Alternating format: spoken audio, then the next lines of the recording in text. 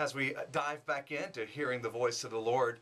I had the privilege a couple of weeks ago to go and visit with my pastor. Matter of fact, usually when I go and sit down with my pastor, we talk about me, things going on in my life and what God is teaching me. And as I left my time with him that day, he said, "Jim," he said, would you come back maybe next week and let's talk, but let me do the majority of the talking. There's just some things I need to process through and kind of talk out.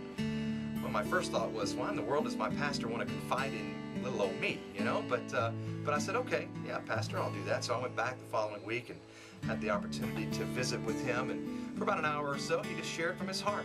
And I left that meeting thinking, wow, I must be worth something. My pastor confided in me with some things that were on his heart. It really did make me feel good. It made me think that I was worthy and worth something.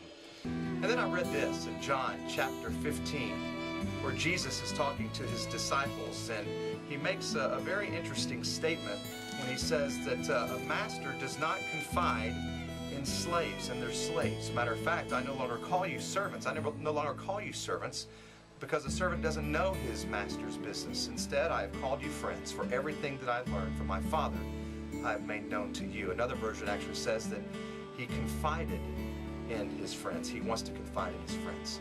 Did you know that not only does Jesus call you a friend this morning, but he wants to confide in you. He wants to tell you things. He wants to lead you and whisper things into your ear. What does he want to tell you? Everything that he has learned from the Father. See, he is always talking to us. The question is, are we tuned in to him to listen to what he has to say? But Jesus does want to confide in you today. So let me encourage you.